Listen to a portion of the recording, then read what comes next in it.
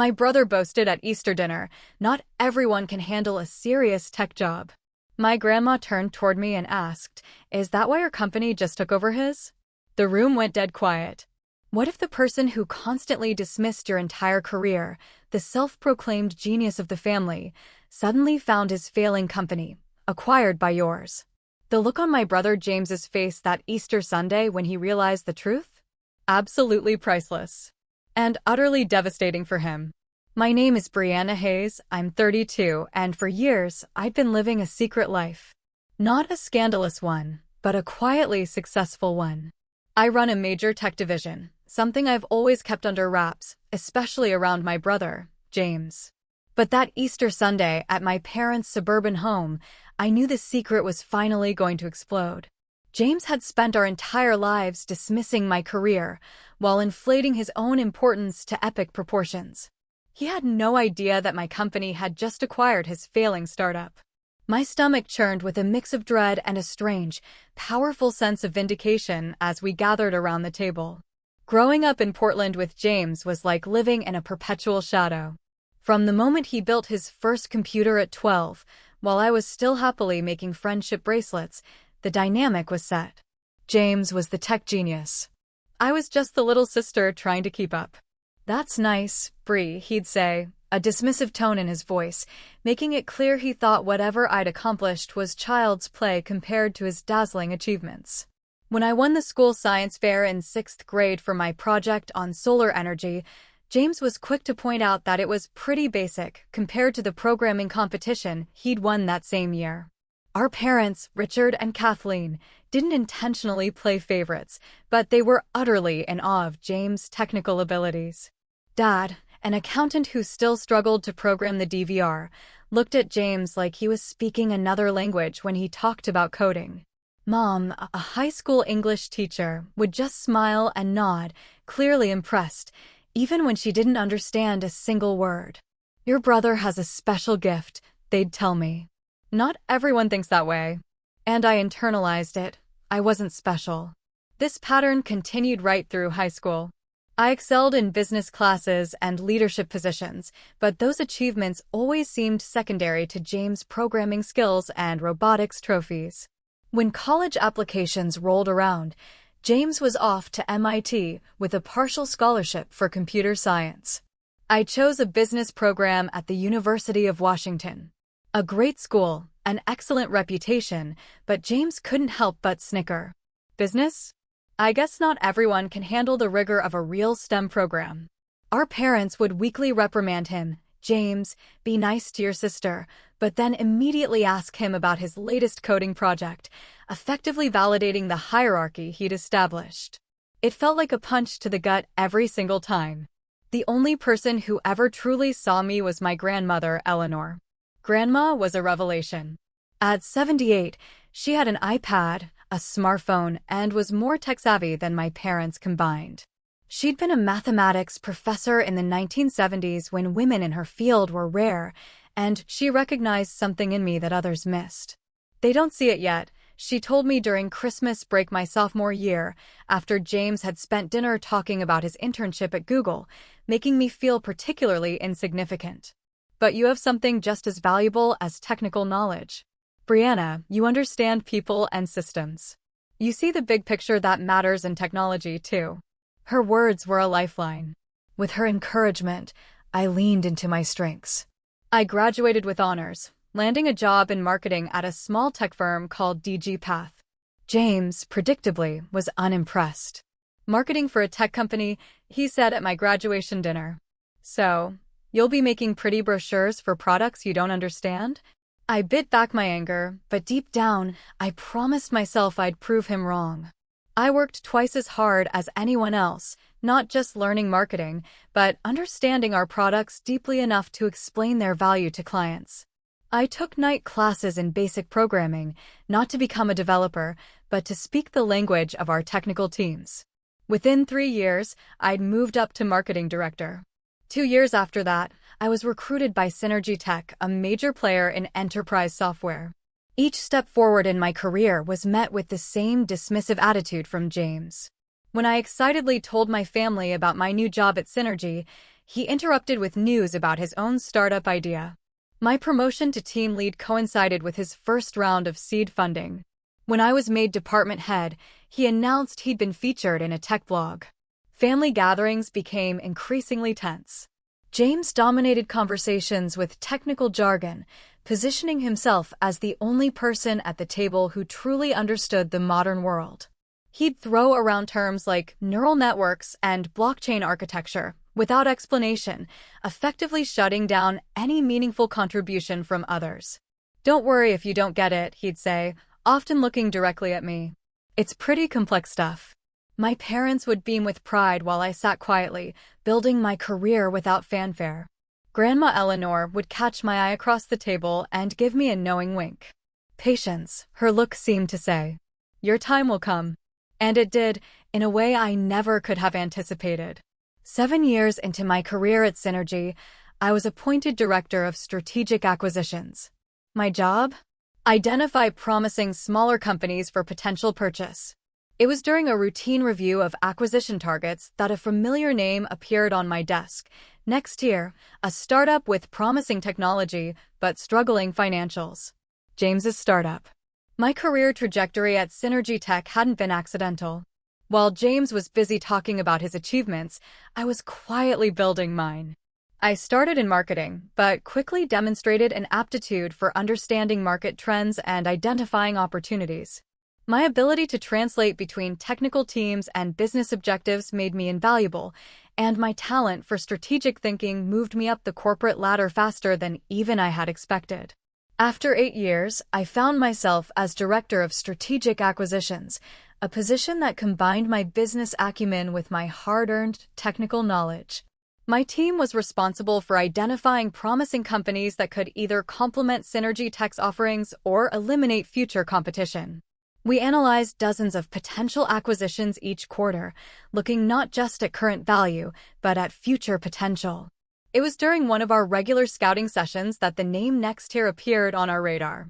They had developed an innovative approach to machine learning that could potentially enhance our flagship product. The company had strong intellectual property and talented engineers, but was struggling with monetization and market penetration, a common problem for technically brilliant founders without business experience. "This one has potential," my assistant, Parker, noted, sliding the preliminary report across my desk. "Small team, great tech, burning through cash too quickly. Classic acquisition target." I opened the file and froze. The founder's name, James Hayes. My brother's company was on our acquisition list, and he had no idea I was in a position to influence its fate. My first instinct was to recuse myself immediately. There was a clear conflict of interest, and I prided myself on my professional ethics. But before I could pass the file to my colleague, curiosity got the better of me. What exactly had my brother built? How was his company really performing? For once, I had the opportunity to see beyond James's carefully curated narrative. What I found surprised me.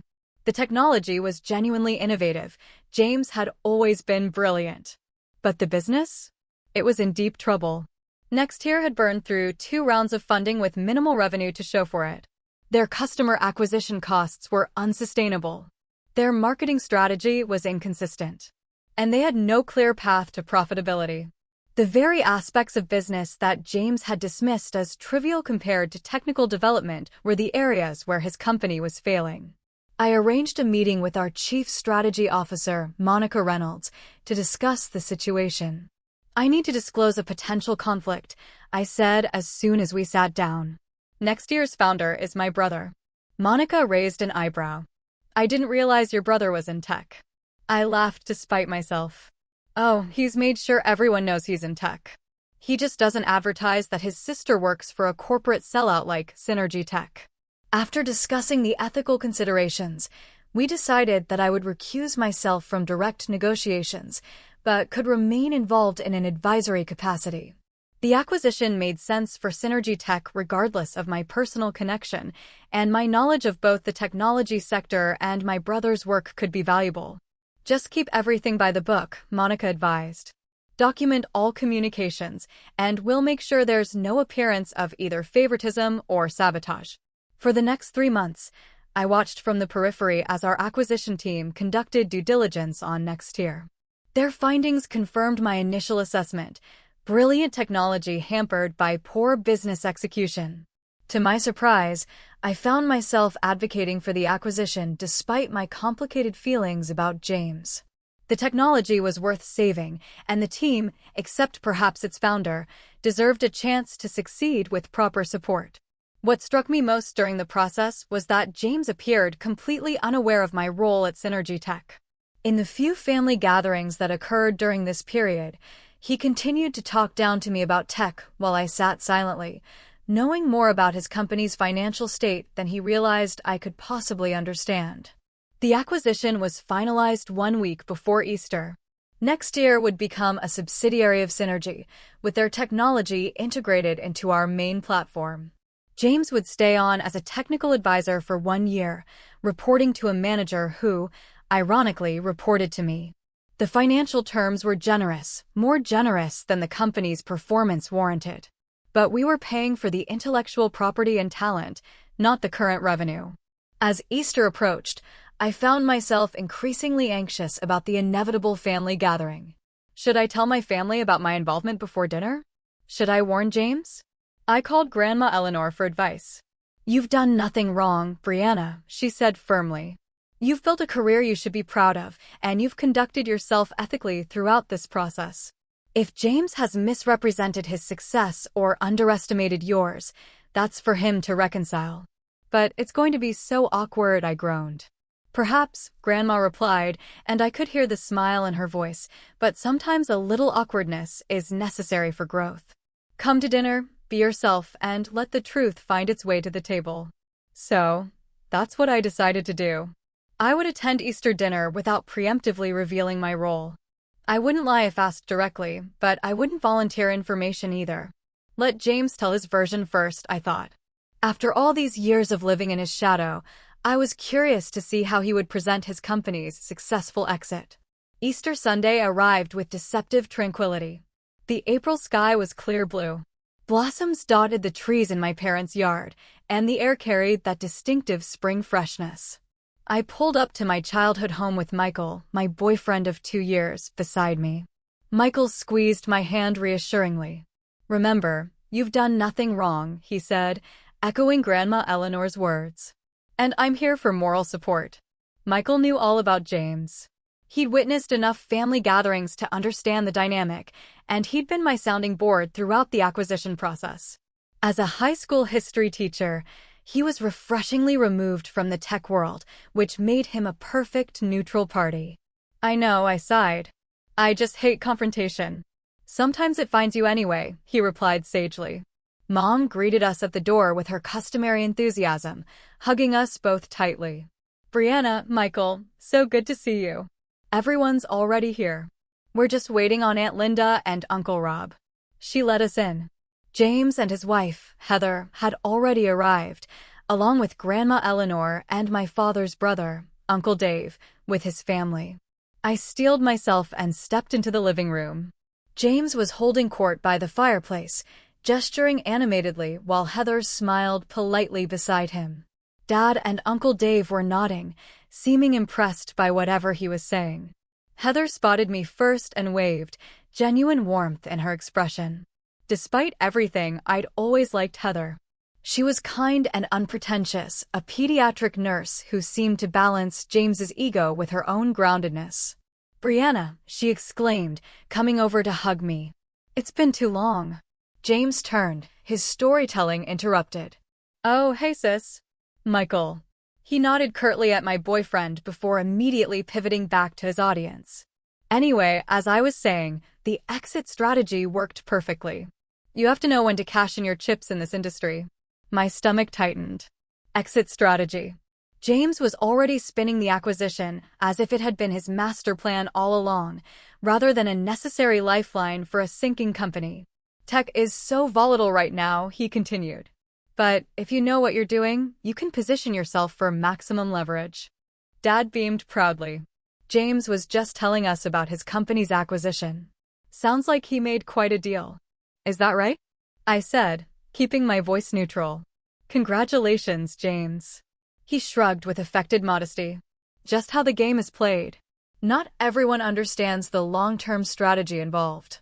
Brianna works in tech, too, Michael interjected helpfully. James laughed. Yeah, marketing for some corporate giant. Not quite the same as founding and exiting a startup. Before I could respond, Mom called from the kitchen. Brianna, could you help me with the deviled eggs? Grateful for the escape, I slipped away. In the kitchen, Grandma Eleanor was already arranging appetizers on a platter. She looked up as I entered, her eyes twinkling.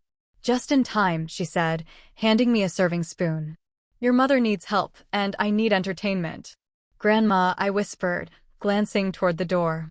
He's acting like he orchestrated the whole thing as some brilliant strategy. She chuckled softly. Men like your brother often rewrite history to protect their egos. The question is, what are you going to do about it? I busied myself with the deviled eggs. Nothing, I guess. What can I do? Stand up and announce that his company was failing and my company saved it. You could, she said calmly, or you could simply tell the truth if asked directly. Not to humiliate him, but because truth matters, especially in families. You don't think I should just let it go? Keep the peace? Grandma Eleanor placed a warm hand over mine. Peace built on falsehood isn't really peace, Brianna. It's suppression. You've spent your whole life diminishing your light so James could shine brighter. Maybe it's time to stop doing that. Mom bustled in before I could respond, assigning us more food prep tasks. The next hour passed in a flurry of activity as the remaining guests arrived, and the house filled with the chaotic energy of a large family gathering. Through it all, I could hear James's voice rising above others, continuing to shape his narrative of entrepreneurial brilliance. As I helped Grandma set the dining room table, she murmured, "Stand tall, but don't force it. The truth has a way of finding its moment." Finally, Mom announced dinner was ready. We all gathered around the large oak table, passing dishes and filling plates. James strategically positioned himself at the center of the table, directly across from Dad, the perfect spot for commanding attention. Michael and I sat near one end, with Grandma Eleanor beside me.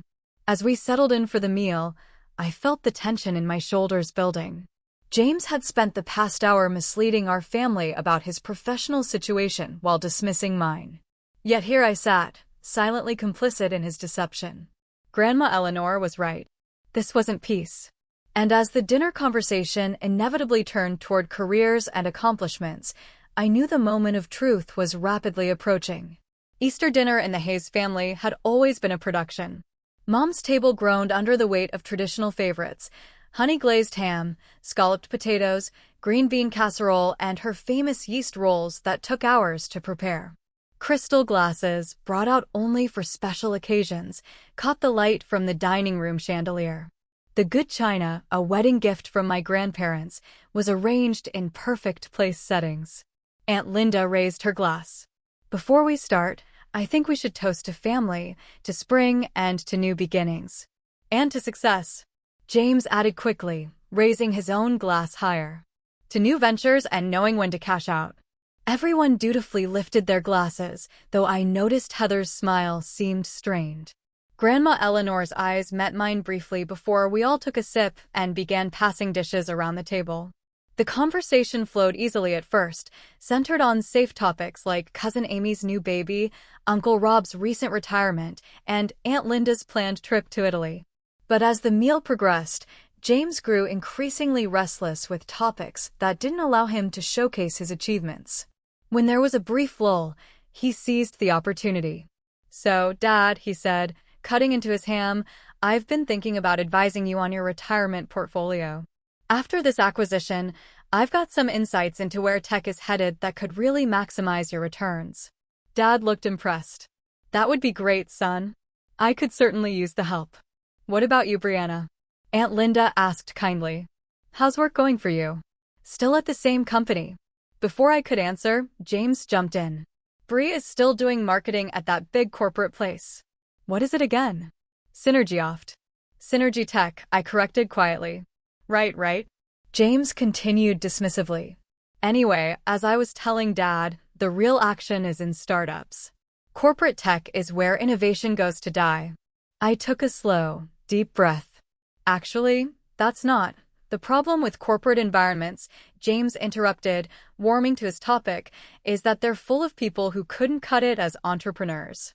No offense, Bree, he added with a patronizing smile that made it clear offense was absolutely intended. Mom tried to redirect. Brianna has been promoted several times, James. She's doing very well. Sure. James nodded condescendingly. I'm sure she's great at whatever marketing stuff she does, but let's be real. It's not the same as being in the trenches, building something from nothing, taking real risks. The table had grown uncomfortably quiet. Even Michael, normally diplomatic to a fault, was gripping his fork with unnecessary force. I focused on cutting my ham into perfectly even pieces, willing myself to stay calm. James, oblivious to the tension or perhaps feeding on it, continued his monologue. The tech industry separates the visionaries from the support staff pretty quickly. Some people have what it takes to innovate, to disrupt, to lead technological revolutions. Others are better suited to, well, supporting roles. He looked directly at me. Not everyone can handle a real career in tech. The silence that followed was deafening. Mom looked mortified. Dad uncomfortable. Heather was staring intently at her plate. I felt Michael's hand find mine under the table, squeezing supportively. And then, from the other end of the table, came Grandma Eleanor's clear, steady voice. Is that why your company just bought his? Time seemed to stop. All eyes swiveled from Grandma to me, then to James, whose fork clattered against his plate. His face, usually so composed, cycled rapidly through confusion, disbelief, and then dawning horror. What? He sputtered, looking frantically between Grandma and me. What are you talking about? Grandma Eleanor took a calm sip of her water. I'm simply asking if that's why Brianna's company, Synergy, acquired your startup next year. Because they're the real tech innovators. The table erupted in confused murmurs. Dad looked bewildered. Brianna's company bought James's? What does that mean? James's face had flushed deep red. That's not what happened, he stammered. We were acquired, yes, but it was a strategic exit. I chose to sell, and Brianna had nothing to do with it. She works in marketing, for God's sake. All eyes turned to me. For a moment, I considered letting it go, finding some diplomatic way to preserve James's dignity. But then I remembered Grandma's words about truth in families and all the years I'd spent dimming my light. Actually, I said, my voice steadier than I expected. I'm the Director of Strategic Acquisitions at Synergy Tech. I've been in that role for almost 2 years now. James stared at me in disbelief. That's impossible. You would have said something. Would I? I asked quietly. When would I have mentioned it, James? Between your lectures on blockchain or your explanations of why marketing isn't real tech work. Wait, Dad interjected, looking confused. You're saying you were involved in buying James's company? She's lying. James snapped. She's trying to take credit for my exit. If she worked in acquisitions, I would have known. My team dealt with Synergy Tech executives. Your team dealt with my team, I corrected him. I recused myself from direct negotiations because of our relationship. But yes, I was involved in an advisory capacity, and I'm the one who initially identified Nextier as an acquisition target. The stunned silence that followed was broken by Heather's soft voice. It's true, James. I saw Brianna's name on some of the preliminary paperwork. I assumed you knew and just weren't mentioning it. James looked betrayed. You knew? And you didn't tell me. I thought you knew. Heather protested. Why wouldn't you know? Because she's lying. James pushed back from the table violently, his chair scraping against the hardwood floor. This is sabotage. You deliberately targeted my company, didn't you? Couldn't stand that I was finally succeeding, so you had to take over and ruin it. Your company was 3 months from bankruptcy, James, I said, keeping my voice level. You had great technology, but no sustainable business model. The acquisition saved your company, your employees' jobs, and your reputation. How dare you? James was nearly shouting. Now, you know nothing about tech business, James. Mom interjected. Please calm down. I will not calm down, he snapped. My sister has been undermining me my entire life, and now she's claiming she saved my company? That's rich. I looked around the table at the shocked faces of my family. I'm not claiming I saved anything, I said. I'm just telling the truth about what I do and what happened. Next year had valuable IP and talented engineers. That's why we acquired it. It was a business decision, not a personal one. James laughed bitterly. Right. Just business. Is that why you never mentioned your role? Because it was so impersonal. I never mentioned my role because you never asked, I said simply. You've never been interested in my career, James. You've been too busy explaining to everyone why what you do is so much more important. The raw honesty of my statement hung in the air.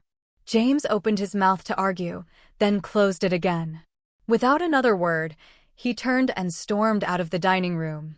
A moment later, the front door slammed. The table remained silent for several long seconds. Finally, Uncle Rob cleared his throat. Well, that was unexpected. Aunt Linda turned to me. Brianna, honey, I had no idea you were so high up in your company. Why haven't you ever told us? I looked around at my family, at the genuine surprise and interest on their faces, and felt a weight I hadn't even realized I was carrying begin to lift. I guess no one ever really asked, I said softly. As the shock of James's departure settled over the table, all eyes turned to me. The family dynamic had shifted so suddenly that no one seemed to know quite how to proceed. Heather looked particularly uncomfortable, caught between loyalty to her husband and the uncomfortable truth that had been revealed. Perhaps, Grandma Eleanor suggested gently, this would be a good time for Brianna to tell us about her actual career. Mom nodded eagerly, though her eyes kept darting to the front door where James had exited. Yes, please. I feel terrible that we don't know more about what you do, sweetheart. I took a deep breath, feeling strangely vulnerable. For years, I'd protected myself by keeping my professional life separate from my family, partly because of James's dismissive attitude and partly because I'd grown accustomed to being overlooked. I started at Synergy Tech and Marketing. That's true, I began, but I moved into product strategy after 2 years, then to business development, and finally to acquisitions. I've been with the company for 9 years now. 9 years. Dad looked surprised. That's impressive in tech, isn't it? Such a volatile industry. Michael nodded. Extremely impressive. Brianna manages a team of 15 people and reports directly to the C-suite.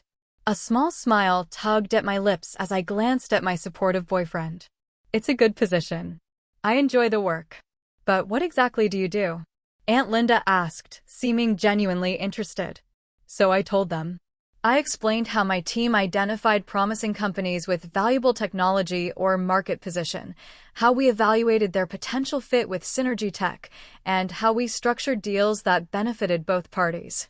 I described the due diligence process, the negotiation strategies, and the integration challenges that followed acquisitions. That sounds incredibly complex, Uncle Rob commented. I had no idea. And next year? Dad asked cautiously. How did that come about? I explained the process as factually as possible, emphasizing the professional aspects and downplaying any personal elements. The technology was genuinely innovative, I said, wanting to be fair to James despite everything. Our technical team was impressed with what they'd built, but the business fundamentals weren't strong enough to sustain the company independently.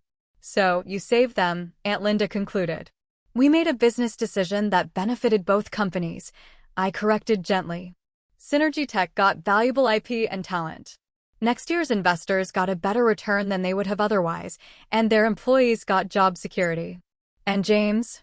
Mom asked quietly. James received fair compensation for his work and has a 1-year contract as a technical advisor, I explained. After that, he can stay on if both parties agree it's working out. Heather, who had been quiet until now, suddenly spoke up. The acquisition saved us financially, she admitted. James wouldn't want me to say this, but we were in trouble. He put everything into the company, our savings, a second mortgage on our house. We were 3 missed payrolls away from losing everything. Her honesty surprised me. James had always presented their life as one of startup glamour and imminent success. I'd had no idea they were so financially vulnerable. I didn't know it was that serious, I said softly. Heather nodded. James is proud. He wouldn't admit how bad things had gotten. When Synergy Tech's offer came through, it was like a miracle, but he couldn't see it that way. To him, it felt like failure. Dad looked troubled. But why wouldn't he tell us? We could have helped. For the same reason he couldn't admit Brianna might be successful in tech, Grandma Eleanor interjected wisely. Pride. The conversation paused as we all absorbed this. I felt a complex mix of emotions, vindication, that my family finally understood my career, sadness for James's struggles, and lingering frustration that it had taken this kind of confrontation for the truth to emerge. I should probably go talk to him, Heather said, moving to stand. No, I said, making a sudden decision. I'll go. Michael squeezed my hand. Are you sure? I nodded.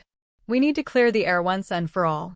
As I pushed back from the table, Mom looked worried. Brianna, maybe give him some time to cool down first. We've given this situation years to cool down, Mom, I replied. I think it's time for some honest conversation. I found James sitting on the front porch steps, staring out at the quiet suburban street.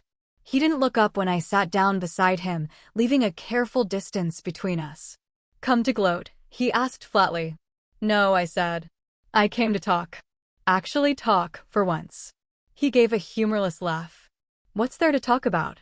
You won. Congratulations. This isn't about winning or losing, James. It's about truth. And the truth is, I've spent my entire career being dismissed by you.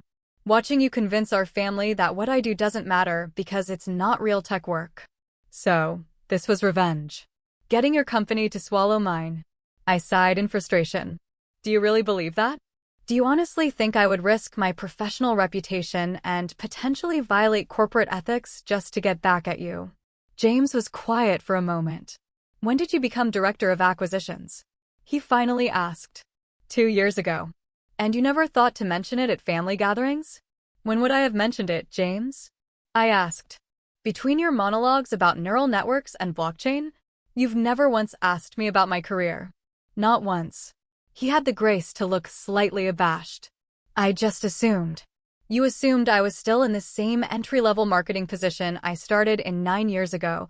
I finished for him, because that fit your narrative that I wasn't capable of understanding real tech. Meanwhile, I've been steadily advancing, managing larger teams, taking on more responsibility, and actually succeeding in the industry you claim I'm not cut out for. James was silent for several long moments, staring at his hands. When he finally spoke, his voice had lost its defensive edge. Next year was really failing, wasn't it? The vulnerability in his question caught me off guard. The technology was sound, I said carefully. But yes, the business was in trouble. I kept thinking the next round of funding would solve everything, he admitted. That we just needed a little more runway. But each milestone we set, we'd miss or barely hit, and then set a new one. That's actually pretty common in startups, I offered. It's why most fail. I didn't want to fail. For the first time, James looked directly at me, and I was startled to see the raw pain in his expression. I've built my entire identity around being the tech genius in the family. What am I if that's not true? The question hung between us, heavy with years of competition and misunderstanding. I thought carefully before responding. You are a tech genius, James. Your coding skills are incredible, and the core technology at Next Year is genuinely innovative. That's not in question. But building a successful company requires more than just technical brilliance. It needs business acumen, market understanding, strategic planning, all the things you've dismissed as unimportant compared to coding. He winced. Things you're good at. Yes, I acknowledged. Things I'm good at. We could have been complementing each other's strengths all these years instead of you treating me like I was somehow less than you because I focused on the business side of tech. James ran a hand through his hair, a gesture so familiar from our childhood that it momentarily transported me back to simpler times. I've been an ass, haven't I? The blunt admission startled a laugh out of me. Yes, you really have. A ghost of a smile crossed his face. Can I blame it on the stereotypical arrogance of programmers? You can try, I replied, but I work with plenty of programmers who manage not to be condescending to their sisters. The smile faded, and James looked genuinely remorseful. I'm sorry, Brie. I really am. I don't think I realized how dismissive I've been until I heard it played back to me today. It was the first genuine apology I could remember receiving from my brother in years, possibly decades. Thank you for saying that. So, what happens now? He asked. With next year, I mean. With me. That depends partly on you, I said. Honestly, the integration team thinks your technology has real potential as part of our enterprise suite. You know the code better than anyone. If you can put aside your pride and work collaboratively, there's a place for you.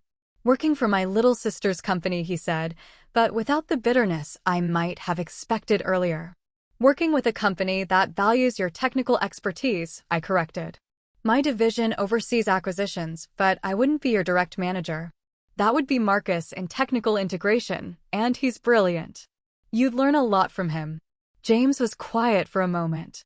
I need to think about it. That's fair, I agreed, but don't think too long. Tech moves quickly, as you know. We sat in silence for a few minutes, watching a neighbor walking their dog across the street. It wasn't a comfortable silence exactly, but it wasn't hostile either. Progress of a sort. We should probably go back inside, I finally suggested. Mom's probably worried. And your food is getting cold. James nodded. This is going to be awkward, isn't it? Probably, I admitted. But maybe it's time we were honest with each other and with the family. No more pretending. He took a deep breath and stood up. No more pretending, he agreed, offering me his hand. I took it, allowing him to help me up, and together we walked back toward the house, toward a family dinner that would be uncomfortable, but also perhaps the first honest one we'd had in years. Walking back into the dining room with James felt like re-entering a different world. The conversation stopped abruptly, all eyes turning toward us with varying degrees of concern and curiosity. Heather looked particularly relieved to see her husband return, some of the tension leaving her shoulders. Everything okay? Mom asked cautiously. James and I exchanged a glance. We're working on it, I answered honestly. We returned to our seats, and an awkward silence descended on the table. Uncle Rob cleared his throat. Should we continue with dinner? Yes, please, I said gratefully. Pass the potatoes. The meal resumed with forced normalcy. Conversation carefully steered toward neutral topics. But there was an unspoken acknowledgement that something fundamental had shifted in our family dynamic. James was uncharacteristically quiet, contributing to the conversation only when directly addressed.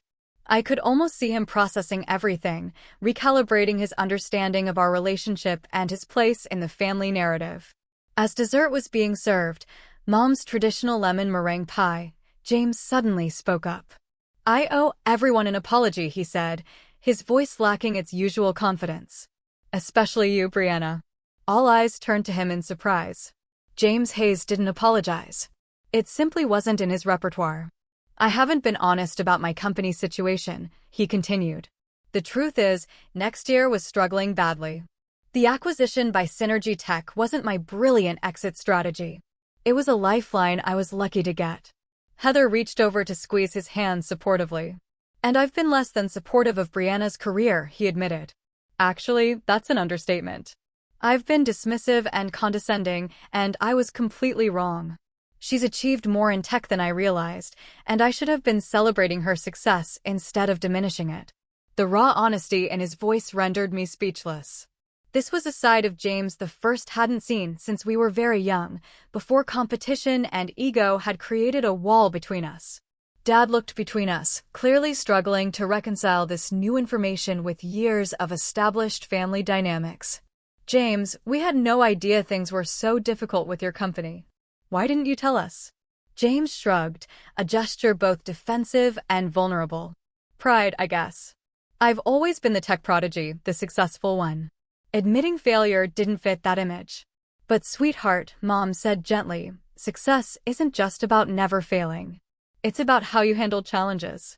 Besides, Grandma Eleanor added with characteristic directness, it seems the real tech success story in this family has been quietly unfolding while we were all distracted by louder narratives. She smiled at me, and I felt a rush of gratitude for her unwavering support. I think, Dad said slowly, that we owe Brianna an apology, too. He turned to me with genuine regret in his eyes. We should have asked more questions about your career, celebrated your achievements the way we celebrated James. I'm sorry we didn't do that. We're very proud of you, sweetheart, Mom added, her eyes glistening. I just wish we'd known more about what you were accomplishing. The validation I'd unconsciously sought for years washed over me, both gratifying and slightly discomforting in its intensity. Thank you, I managed. That means a lot. So, what happens now? Aunt Linda asked. With the company, I mean. James looked to me, tacitly acknowledging my expertise. It was such a reversal of our usual dynamic that it took me a moment to respond. Next year's technology will be integrated into Synergy Tech's main platform, I explained.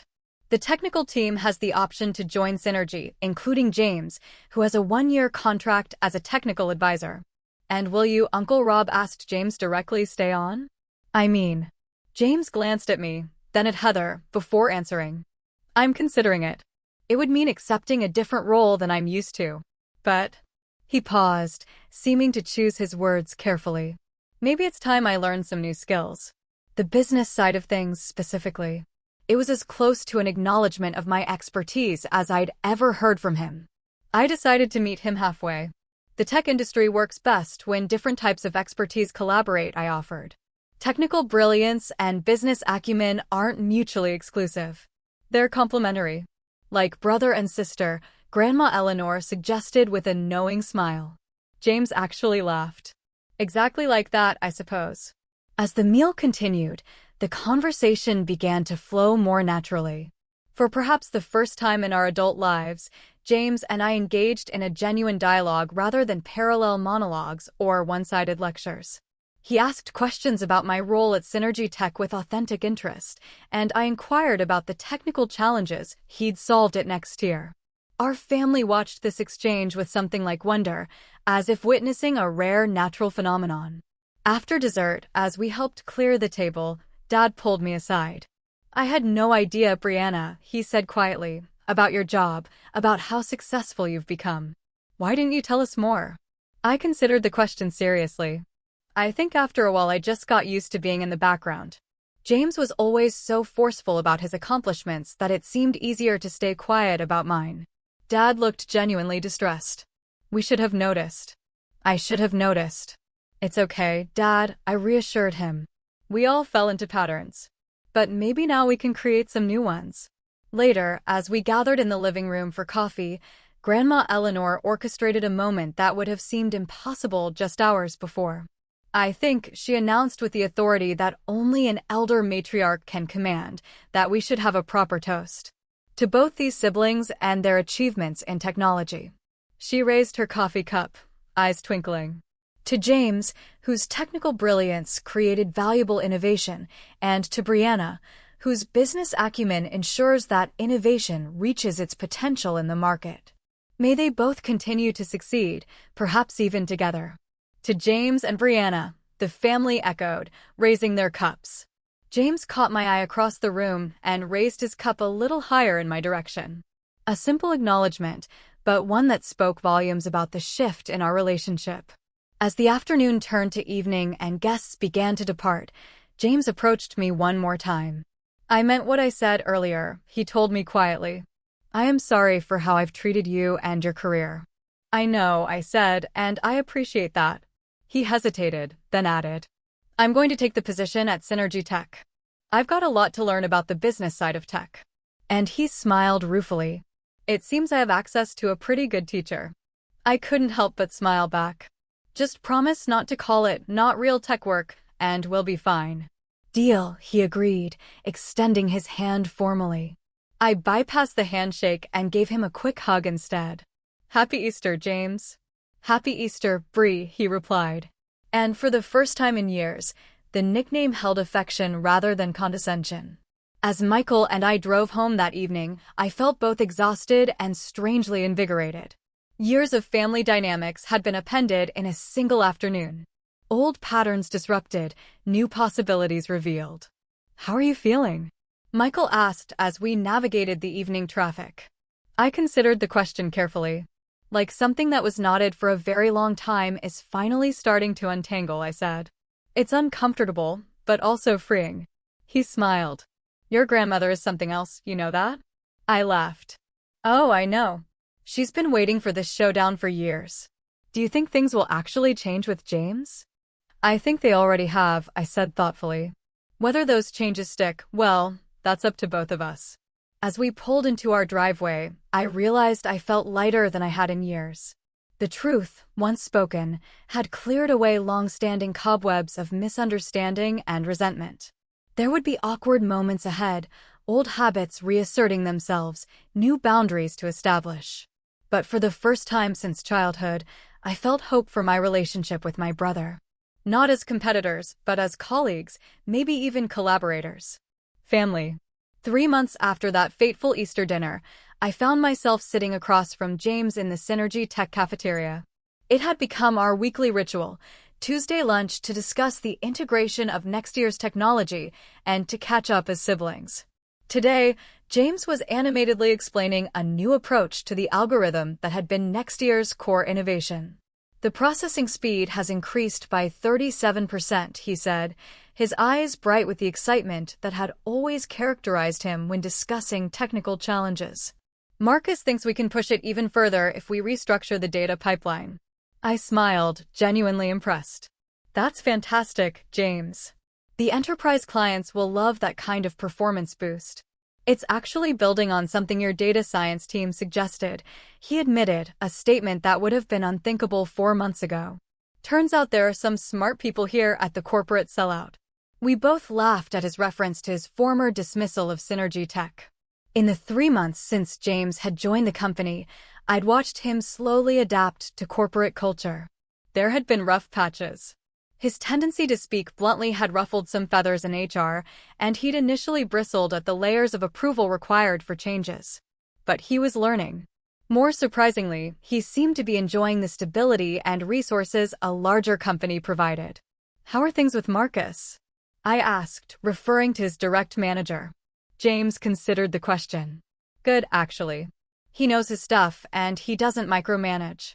I'm learning a lot about project management from him and team leadership," he admitted ruefully, still a work in progress.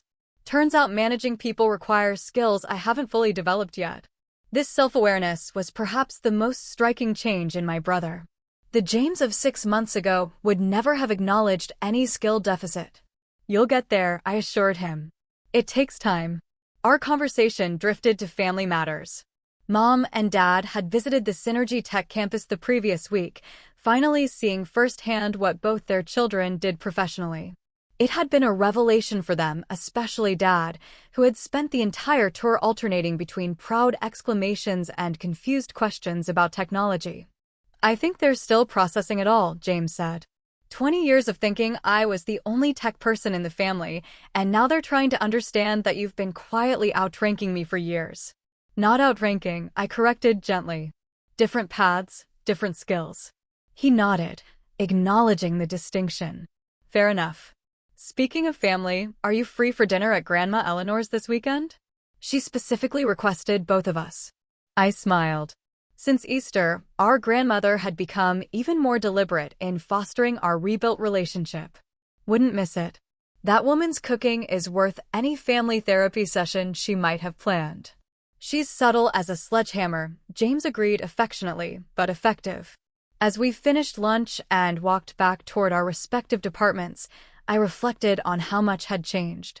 Our relationship remained a work in progress.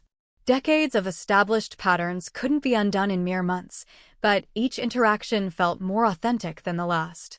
There were still moments when James slipped into his old condescending tone when discussing technical matters, but now he caught himself, often with a sheepish smile. Similarly, I was learning to assert my expertise rather than silently seething when overlooked. Our parents, too, were adapting to this new family dynamic. Mom had started asking specific questions about my work, making a genuine effort to understand what I did. Dad had begun forwarding me articles about women in tech leadership, his way of showing he recognized my place in that world. The most profound change, however, was internal.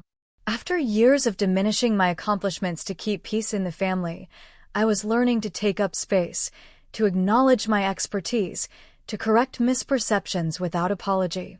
In professional settings, this newfound confidence translated to more effective leadership and clearer communication with my team. The following weekend, as promised, James and I joined Grandma Eleanor for dinner at her cozy apartment. After a meal of her famous pot roast, she served coffee in her living room and fixed us both with her characteristic direct gaze. "So," she said, settling into her favorite armchair, "how are my two tech executives getting along these days?" James and I exchanged amused glances.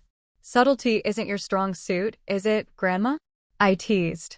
"At my age, dear, there's no time for beating around the bush," she replied. "Well, we're doing well," James answered. "Better than I expected." "Honestly, he's learning to accept feedback without taking it as a personal attack," I added with a smirk. "And she's learning to give feedback without sounding like a corporate training manual," James countered good-naturedly. Grandma Eleanor smiled, satisfaction evident in her expression. "Good. Families should be honest with each other, but kindly so." "I've been thinking about that a lot lately," I said, "about honesty and families. For years, we all participated in this fiction that James was the only tech success story. Me, by staying quiet about my achievements, James, by exaggerating his, and the rest of the family, by never questioning the narrative. It was comfortable," James admitted, "for me anyway. I got to be the star." "And what have you learned from having that comfort disrupted?" Grandma asked him. James considered the question seriously. "That comfort isn't always growth. That being the star kept me from learning things I needed to know. And that," he glanced at me, "that I missed out on a potential ally by treating my sister like a competitor." Grandma nodded approvingly before turning to me. "And you, Brianna? What have you learned?" "That silence isn't actually peace," I said. "That diminishing myself to make others comfortable wasn't serving anyone, least of all me. And that authenticity, while sometimes uncomfortable, is the only way to be truly known and loved." "Very good," Grandma said, sounding like the professor she once was. "Now the real test will be taking these lessons forward. Family patterns have a way of reasserting themselves if we're not vigilant." "We're working on it," I assured her. "James has actually been asking for my input on managing his team at Synergy Tech. And Brianna's been consulting me on technical aspects of upcoming acquisitions," James added. "Turns out our skills really do complement each other." "As I've been saying for approximately 30 years, Grandma noted dryly. We laughed, the sound of genuine affection filling this small apartment. As the evening wound down and we prepared to leave, Grandma Eleanor held both our hands in hers. "I'm proud of you both," she said simply. "Not just for your professional accomplishments, impressive as they are, but for doing the hard work of breaking unhealthy patterns. That takes more courage than any career achievement." On the drive home, I found myself reflecting on her words. It had indeed taken courage to disrupt the comfortable fiction our family had maintained for years, but the freedom that came with authenticity was worth the temporary discomfort. James and I would never have a perfect relationship. Siblings rarely do. We were too different in our approaches, too shaped by our individual experiences. But we had found a way to respect those differences rather than allowing them to divide us. To see them as complementary rather than competitive. In the tech industry, where change is the only constant, adaptability is essential for success. James and I had finally applied that principle to our personal relationship, and both were stronger for it. The truth, as it turned out, hadn't destroyed our family as I'd feared. It had rebuilt it on a more solid foundation, one where achievements weren't compared, but celebrated, where differences weren't threats, but assets, and where being known was more important than being impressive. It was a lesson I carried forward into all aspects of my life, that authentic connections built on honesty rather than performance were the most valuable technology of all. Have you ever experienced a moment where standing in your truth changed a relationship for the better? I'd love to hear your stories in the comments below. And if you've enjoyed this journey of sibling rivalry turned collaboration, please hit that like button and subscribe to the channel for more stories about navigating complex family dynamics. Share this video with someone who might need permission to shine their own light without dimming it for others. Thank you for watching, and remember, sometimes the most important disruption isn't in technology, but in the patterns we've accepted for too long.